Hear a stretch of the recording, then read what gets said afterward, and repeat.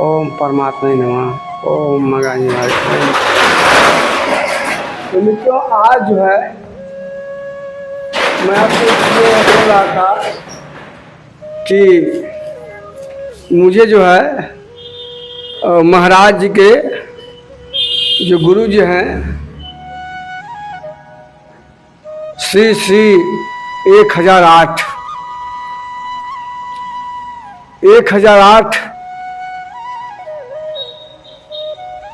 श्री परमहंस परमानंद जी महाराज। तो मित्रों परमानंद जी जो महाराज हैं उनका एक भजन है जो परमानंद जी महाराज को उनको आकाशवाणी हुआ था। मित्रों वो डायरेक्ट भगवान से बात करते थे और आप भी कोई भी कर सकता है जो उस मार्ग पे है मित्रों। तो परमानंद जी महाराज जो है को जब आकाशवाणी हुआ, क्योंकि वो भाई देहाती आदमी थे तो देहाती में बात करते थे, तो जब भजन उनको आकाशवाणी हो रहा था तो अपने शिष्यों से कह रहे थे, मैं उनको प्रणाम करता हूँ कि अरे भजनिया हमके 3 दिन से भजनिया आ रहा है रे, अब भजनिया तो लिख ला सुन, ऐसे भजन ने कभी सुन ली अरे कहीं हमके मिलल और ये भजन तुम लोग लिख लो, क्योंकि वो उनके गुरु तो पढ़े लिखे नहीं थे, महाराज जी पढ़े लिखे तो नहीं थे। और उनका नाम भी मित्रों परमानंद, अब नहीं कहना चाहिए, परमानंद शर्मा नाम उनका है। जैसे मेरा नाम शिक्षा शास्त्री लाल शर्मा आचार्य है ना, तो उसी तरह उनका नाम परमानंद शर्मा था। और जिस समुदाय से जिस समाज से मैं आता हूँ उसी समाज से होते। तो परमानंद जी कहीं भजनिया लिखला सुरे हमसे भुला जी भजनिया, वही देवरिया साइड के थे।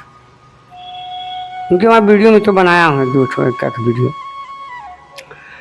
तो मित्रों मैं ये 2.5-3 से मैं इसका भजन की मैं व्याख्या करूँगा, क्योंकि महाराज जी जो उनके गुरु जी हैं वो बोल रहे हैं कि इसे समझे कोई सुगढ़ विवेकी, इसे समझे इसे बूझे कोई सुगढ़ विवेकी, क्या समझे मतिमंद। तो मित्रों मैं उनके गुरु को प्रणाम करता हूँ, उनको भी प्रणाम करता हूँ, महाराज जी को भी प्रणाम करता हूँ। तो मैं मित्रों मेरे गुरु तो आप जानते हैं कि कबीर महाराज हैं, और आधुनिक जो इस समय है मेरे साथ मेरे जो गुरु हैं श्री रामता जी महाराज। तो मित्रों मैं जब मेरी उम्र 19 साल थी ना, तब मैं कबीर के ना पदों से मैं खेलता था। खेलता कौन समझ रहे हैं, मतलब मैं उनके पदों को समझता था जब मेरी उम्र 19 साल थी, समझा ना, संगत 4 में 19 साल 20 साल रही होगी। मैं बीए कर रहा था मित्रों उस समय, इंटर पास के मैं बीए कर रहा था 4 और पास में। तो मैं जो है तो मैं उनके ऐसे उलटवासियाँ हैं कबीर के ना। अब सोचिए मेरी उम्र मित्रों 19 साल 20 साल थोड़ा सा और भी रही है, तो मेरी उम्र उस समय 19 साल 20 साल थी मित्रों, या मानिए जो भी रही हो, मैं बीए कर रहा था उस समय।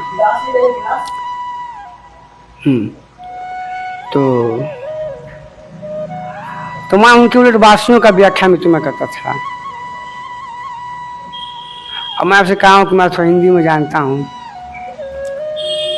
तो और मैं रात भर चिंतन करता था मित्रों, कभी कहना क्या चाह रहे हैं, इस भाव से क्या कहना चाहते हैं। फिर उनके दोहे जो उनके दोहे तो मित्रों पहले कैसे, पहले आप तो हमारा ज़माना बदल गया, आप तो सब नेट मोबाइल सब है। हम लोग के समय ना उस समय टेप रिकॉर्डर हुआ करता, टेप जानते हैं अपना, टेप का पहले कैसेट ऑडियो कैसेट आता था, टी सीरीज का आता था, गुलशन कुमार की कंपनी है। और जो है टिप्स का आता था, आप लोग जानते होंगे, अगर मेरी उम्र के हों हमें अभी देखते जानते होंगे। तो उस समय ना उनका ना कबीर के दोहे आते थे, तो मैं सुनता था, रात में सुनता था और उसकी मैं व्याख्या समझता था, और स्वयं से बिना किसी की मदद लिए चिंतन मैं करता था। तो और बार बार हर पद में कबीर कहते थे कि इसको बूझे कोई ज्ञानी, क्या बूझे अज्ञानी। जो जो संत जन ज्ञानी होगा उसकी इस पद का व्याख्या वही करेगा। तो इसी तरह इनके गुरु जी महाराज सब तो वास्तव में इनके गुरु जी कोई मतलब वो नहीं प्रदर्शन नहीं कर रहे हैं कि मैं बोल, इनके गुरु जी कह रहे हैं कि इस पद जो मेरा पद है, इस पद को कोई समझे सुघड़ विवेकी, क्या समझे मतिमंद। तो मैं 2.5-3 महीने से मैं उसकी व्याख्या जो है मैं चाहता कि मेरे गुरु जी आते तो मैं उनसे थोड़ा सा उसकी बात विमर्श करता, लेकिन गुरु जी का भी दर्शन मित्रों नहीं हुआ है, वो इलाहाबाद रहते हैं। तो आएंगे, 1-2 बार हुआ तो फिर उससे की बातें नहीं, तो मैं 2.5-3 महीने से इसकी व्याख्या करना चाह रहा था। मैं कई वीडियो में बता चुका हूँ आप लोगों को। तो मैं ऐसे ही तो मैं अपने भाई, मेरे भाई भी हैं बहुत जानकार आदमी हैं, उनसे हमारी बात हुई तो क्योंकि वो जो लास्ट में बोले हैं कि इससे समझे कुछ सुगर विवेकी, क्या समझे मतलब। तो मित्रों मुझे बात जो है ना बड़ा अच्छा लगा कि महाराज जी का मैं व्याख्या इसका करूँगा। तो ऐसे सोचा था।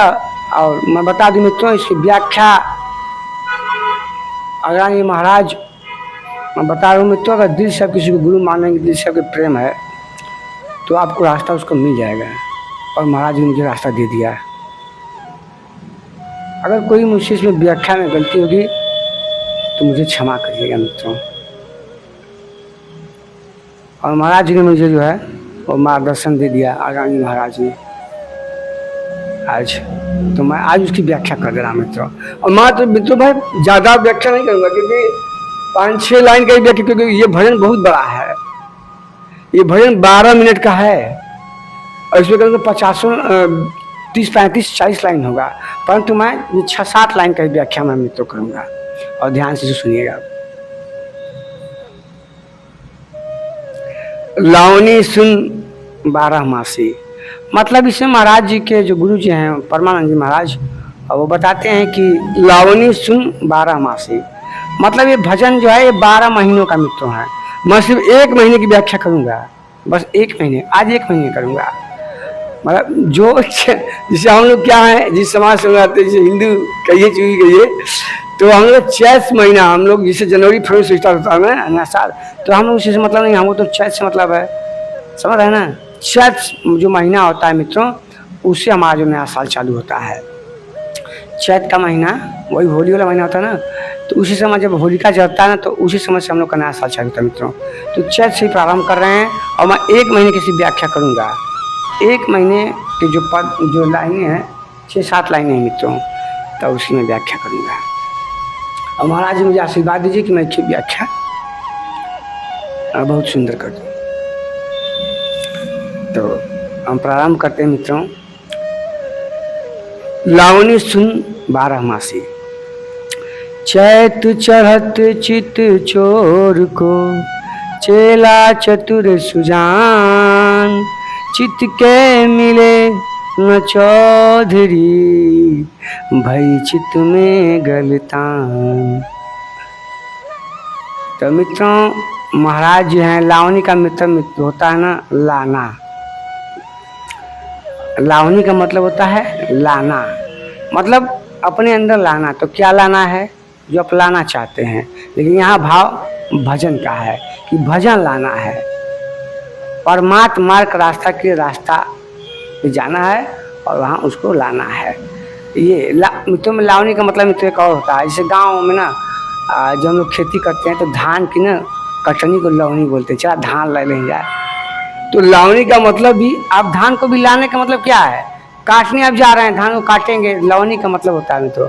लवनी जो शब्द होता है ये ठेठ भाषा का शब्द है, यूपी में इसका प्रयोग होता है, बिहार में प्रयोग होता है। लोग कहते 4 लवनी करे, मतलब धान को काटना है। तो धान को काटने का मतलब, धान काटेंगे तो हाथ पे लेंगे ना, तो लेना ही है। तो यहाँ भी इस भजन का भाव भी लावनी का मतलब लाना।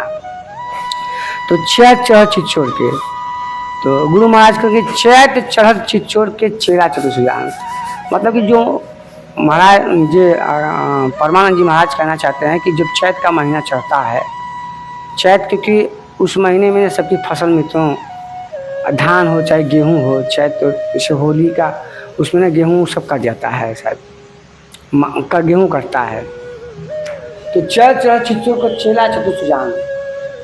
तो मित्रों जिसे जब चैत का महीना चलता है चित्चोर से, तो जब मोह निशा जगत निहरा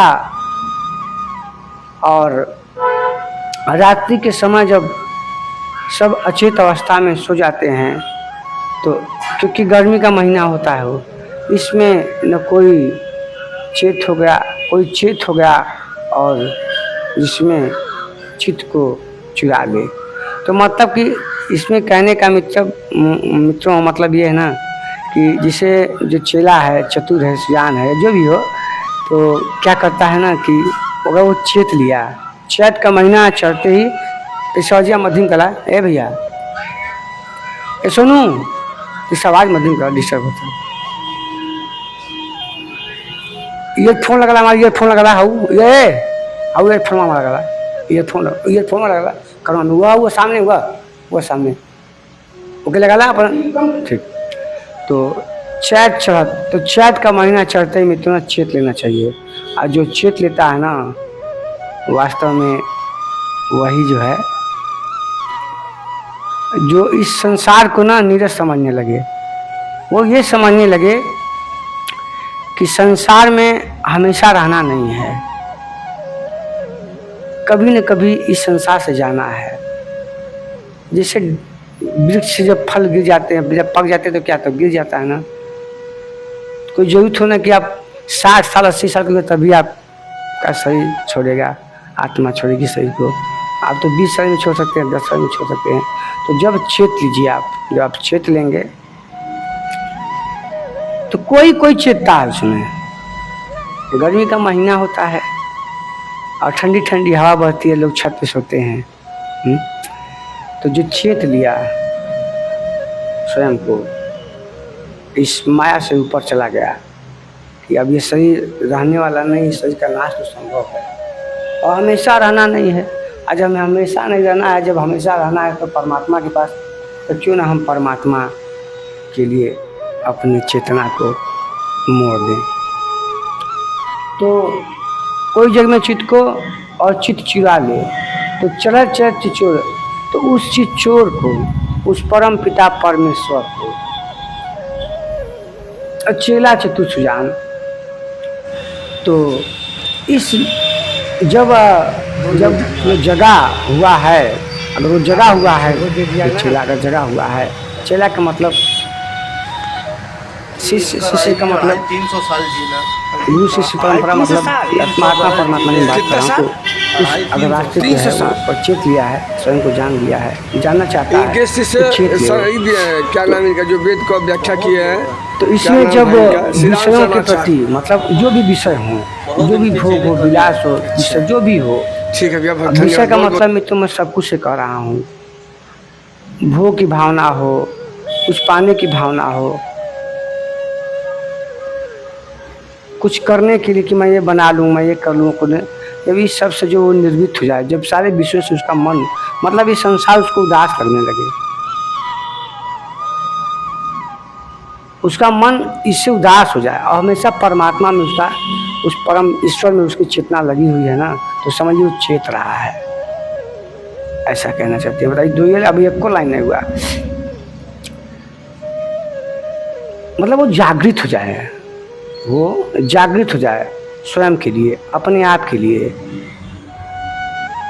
तो चेला चतुर सुजान, तो वो चेला क्या है, वो चतुर है, वो सुजान है, वो जागा हुआ है, वो जागृत है। जैसे भगवान बुद्ध कहते हैं कि जागृत रहो,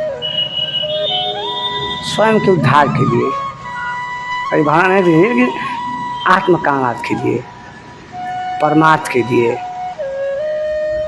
और चित्त के मिले न चौधरी, भई चित्त में गलतान। तो जब सोया हुआ है और जगा हुआ, स्वयं को जो पहचान लिया है, तो अब उसको आवश्यकता होगी किसकी, गुरु की आवश्यकता होगी ना। तो गुरु खोजेगा और जब सच्चा गुरु मिलेगा तब ना, तो सच्चा गुरु की ओर उसको तलाश करनी चाहिए। और चित्त को चाहे किसी को नहीं, और उसी को चाहे वो, उसके सिवा कुछ भी न चाहे। तो चाहे क्या चाहे हो, परमार्थ, वही आत्मस्वरूप को चाहे।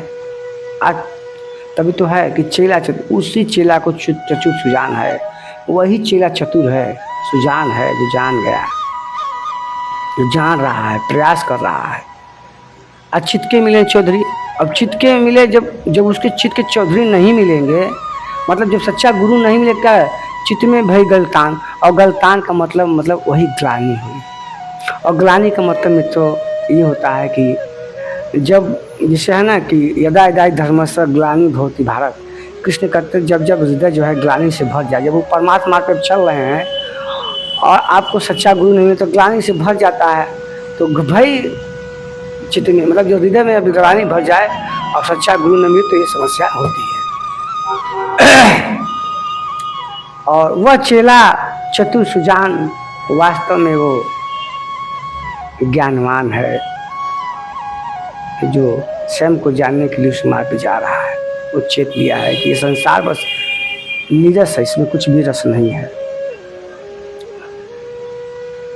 तो आगे अब इसका मैं आगे मैं पद पढ़ रहा हूँ आगे पर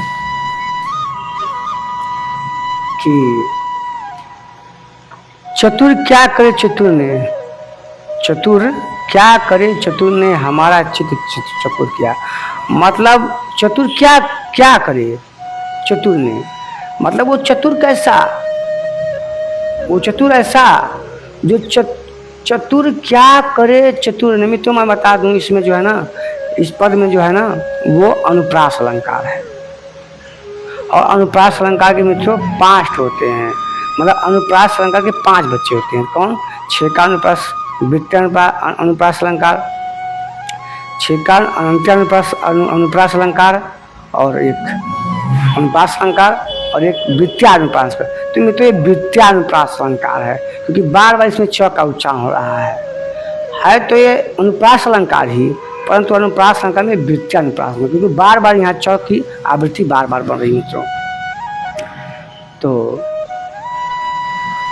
चतुर ने हमारा चित्त छोड़ दिया, तो वो ऐसा हो, वो चेला ऐसा है जो स्वयं गुरु के चित्त को चकोर ले, और जो गुरु के अंदर जो गुरुत्व है वो उसको धारण कर ले। ऐसा चेला है, वो सुजान चेला है, वो जानकार चेला है, वास्तव में वो है चेला है वो। तो अपने चकोर चित्त मतलब हमारा चित्त लिया, मतलब स्वयं गुरु कह रहा है कि मेरा भी चित्त ले हो, चकोर किया। जो परमार्थ मार्ग पे जो गुरु ने उस परमार्थ मार्ग को पाया है, जिस प्रकाश पुण्य को पाया है, तो अपने ही चित्त चांद चमकाई। और वो गुरु, वो चेला ऐसा हो, वो परमार्थी ऐसा हो, आत्म स्वरूप को जानने वाला ऐसा हो कि जो गुरु के चित्त को मतलब अपने चित्त चांदनी चमकाई, मतलब गुरु के गुरुत्व को लेकर ही स्वयं को भी अब चमक, उस प्रकाश को, जैसे गुरु का प्रकाश है वही प्रकाश उसके अंदर चमकित हो गया है। तो वह चेला जो है सुजान है, वो जानकार है, ज्ञानवान है। अचक चांदनी अचानक, ऐसा कब होता है? ये सब अचानक होता है मित्रों। ये सब क्या होता है? अचानक होता है मित्रों।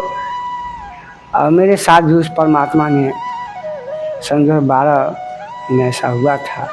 मैं डर लग गया मुझे। तो अचानक मित्रों होता है। उस परमात्मा जब आपको मार्ग नहीं दिखेगा ना, तो परमात्मा ही आपका मार्गदर्शन करेगा।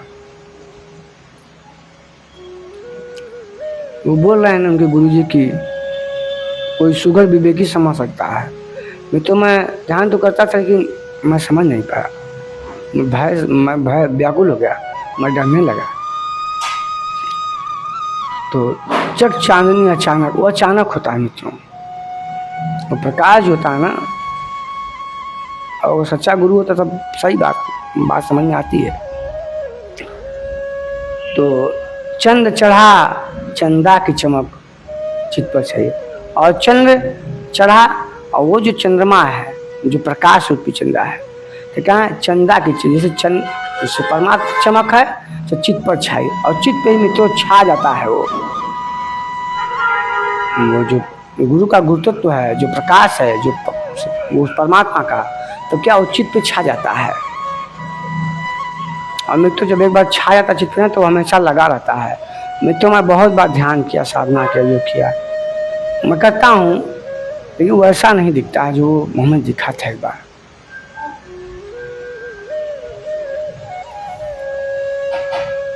तो इस पे मेरे गुरु कबीर भी कहते हैं, इसी में कबीर का भी बात तुम जो गुरु महाराज ने जी मुझे मार्गदर्शन किया है, तो मेरे गुरु कबीर भी कहते हैं, यही बात कहते हैं। कैसे कहते हैं सुनिए। गुरु कबीर मुख चंद्रमा, सेवन बना चकोर, सेवक बना चकोर, 8 पहर निरखत रहे आ गुरु चंदन की ओर। मेरे गुरु कबीर कहना चाहते हैं कि जो गुरु का मुख है वो चंद्रमा के समान प्रकाशित है। मुख क्या है, वो मुख की बात नहीं कर रहे हो, तो अंदर जो प्रकाश उसकी बात कर रहे हैं। तो गुरु मुख चंद्रमा, सेवक बना चाहो। कबीर कह रहे हैं कि जो सेवक है, जो कबीर है, वो गुरु को निहार रहा है। तो कितने पहर? 8 पहर में। तो 24 घंटे में 8 पहर होते हैं। 4 पहर दिन में होते हैं, 4 पहर रात में। जैसे 6 से 9, 9 से 12, 12 से 3, 3 से 6, ये दिन का हो गया। और प्लस रात का 8 पहर, 8 पहर। और मित्रों, हमेशा मनुष्य को उस परमात्मा पे, उस हमेशा परमात्मा का चिंतन करना चाहिए, हमेशा मनन करना चाहिए, हमेशा ध्यान करना है। मतलब ध्यान का मतलब हमेशा अपने स्वयं कर्मों को देखना चाहिए 24 घंटा। मेरे गुरु का दुआ मुझे याद नहीं आ रहा है, जो बोलते हैं कि 32 घड़ी क्या हो, हर वक्त उसमें जाते थे। और मैं सत्य बोल रहा हूँ। मैं केवल जो मैं सोता हूँ, मैं सोता हूँ, तब भी उस ईश्वर को ही मैं सोचता हूँ। वो आत्मस्वरूप के बारे में मैं जानना चाहता हूँ। रात को भी मैं वही जो मेरी नींद मैं तो 12 बजे सोता हूँ और सुबह 5 बजे 4:30 बजे मैं उठ जाता हूँ। और फिर वही गुरु जी का भजन सुनता हूँ, और भजन सुनने के बाद फिर वही बैठता हूँ, थोड़ा सा ऐसे ध्यान ऐसे मैं करता हूँ। और दिन भर मैं उसी में रमता हूँ। दिन भर मित्रों, मैं दिन भर उसी परमात्मा में रमाता हूँ। तो क्योंकि आप जब परमात्मा को छोड़ेंगे, जब भजन को छोड़ेंगे, तो पता क्या होगा? भजन जब छोड़ेंगे तो आपका माया में मन लग जाएगा। अब माया से इसको हटाना है। और रहना तो माया में ही, परंतु माया में नहीं, माया को नीरस समझना है। क्योंकि सही हमेशा रहने वाला नहीं मित्रों। जैसे वृक्ष जब फल गिर जाता है ना, पक दूसरे गिर जाएगा। आप हमेशा नहीं, मैं हमेशा नहीं रहूँगा। तो चंदा चहु चकोर चला। तो चंदा कहाँ चला? वो कहाँ चला चंदा? वो प्रकाश कहाँ चला? उसी प्रकाश के पास, उस परमात्मा की चहु चकोर चला। चकोर कहाँ है? चंदा चहु चकोर चला, आचित चेतन में गिर दिखाए, उसी परमात्मा में चला गया। वहीं आ रहा है, क्योंकि सच्चा गुरु नहीं मिल रहा है। चेतना तो है, वो तो भजन तो कर रहा है, भक्ति तो कर रहा है, सब कुछ तो कर रहा है, परंतु सच गुरु हो तब ना, क्रिया को बताए तब ना। उसके भजन में कोई कमी नहीं मित्रों। वो तो भजन तो कर ही रहा है, दिन भर कर रहा है, रात दिन कर रहा है, और उस नींद में भी वही कर रहा है वो। तो परमार्थ जब तुम्हें तो बोल रहे हैं महाराज की गिरदी खाई, तो उसी में आके गिरा, क्योंकि नहीं जानता है वो। ऐसी सी मित्रों भजन की प्रक्रिया होती है ना, मतलब ध्यान साधना की ना, कि वहाँ जो साधक होता है, जो ध्यान साधना करने वाला, भजन करने वाला, वो भी फंस जाता है। तो क्या करेगा वो? छपटिया के वहीं गिर जाएगा वहीं पे। तो परमात्मा जो होता है वही सदगुरु के रूप में आके जो है ना, वो मार्गदर्शन करने लगता है। कहता है मेरा शिष्य, मेरा भक्त अब परेशान हो रहा है, तो परमात्मा ही आके ना सलाह देता है। तो जो समझने वाले समझ, जो समझने वाले हो तो समझ आते, जो ना समझे वो नारी है। समझने वाले समझ गए, ना समझे वो नारी है। चांद खिला ये रात हंसी, ये बात बहुत सुहानी है, ऐसा कुछ गाना है।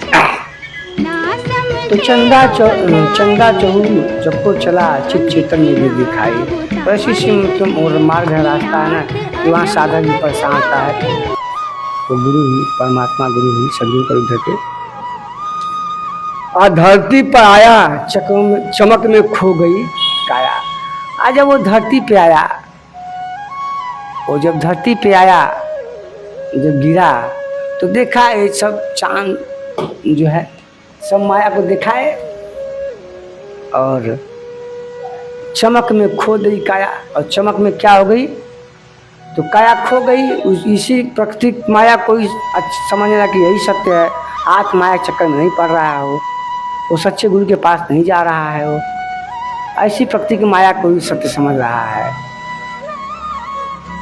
ये शंकराचार्य कहते हैं ना कि अहम ब्रह्मास्मि जगत मिथ्या।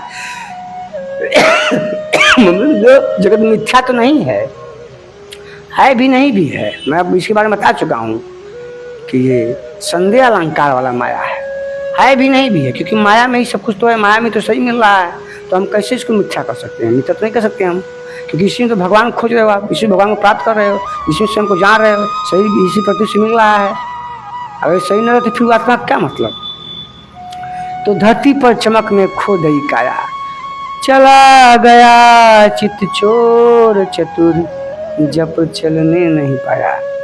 तो चला गया चित चोर, इसके दो अर्थ है मित्रों। एक तो मैं आपको बताऊंगा ये संसारिक अर्थ कि चला गया चित चोर, तो चला गया इस कारण में पड़ गया, जीवन भर जिया, कुछ नहीं किया, भोग किया, विलास किया, मस्ती किया, सब कुछ किया और दांत निपोड़ के चला गया, सही छोड़ चला गया। चला गया चित चोर चतुर जब चलने भी नहीं पाया, मतलब वो परमात्मा पे बढ़ा भी नहीं, मतलब वो परमात्मा के मार्ग पे गया ही नहीं, कभी सदगुरु के पास वो गया ही नहीं, क्योंकि वो चमक इस प्रकृति की माया में इतनी चमकती दुनिया में देखा हो, भाई बंधु भैया भौजाई यही है, वो पैसा रुपया धन संपत्ति सुख भोग विलास सब देखा, तो चमक में खो गया वो। और जब चमक में खो गया तो चला गया चोर चतुर जब चलने नहीं पाया। जब चलने नहीं पाई शरीर को छोड़िए, अब इसका मैं आध्यात्मिक अर्थ बता रहा हूँ। तो चला गया चिच्चोर, तो चला गया चिच्चोर कहाँ चला गया, परमात्मा के जो वो चलाक है, कि वो चतुर सुजान, क्या सुजान है, वो जानकार है, तो क्या करेगा, चला गया चिच्चोर चतुर जब चलने नहीं पाया। इंद्र की व्याख्या है, तो उस परमात्मा के पास जाता है, जब वो चल नहीं पाता है, उस परमात्मा मार्ग मिल गया, ध्यान योग क्या साधना कर रहा है, तो क्या कर रहा है कि चतुर जब चलने नहीं पाया, जब चतुर चल नहीं पाता है, जब वो चेतना रूपी जो आत्मस्वरूप जो व्यक्ति है, तो ऐसे मार्ग आते हैं मित्रों कि उसी विद्यु वहाँ काम नहीं करती है, वहाँ वो आगे का रास्ता नहीं पता है, तो परमात्मा ही आके सदगुरु का रूप धर के ही वो उसका मार्गदर्शन करता है। तो मित्रों इसकी व्याख्या हो गई और अब मैं इसको यहीं समाप्त करता हूँ। और 1 महीने का मैंने व्याख्या किया है मित्रों, एक चैत के महीने का। अब अगला महीने आएगा मित्रों, तो अगले महीने का मैं करूँगा, ठीक है। ऐसे ही कहे ओम परमात्मा, ओम सूर्य, ओम परमात्मा, ओम कबीरा नमो, ओम परमात्मा। आपका जो भी कष्ट हो दुख हमको दीजिए, हम अपने गुरु को दे देंगे। ओम चलो।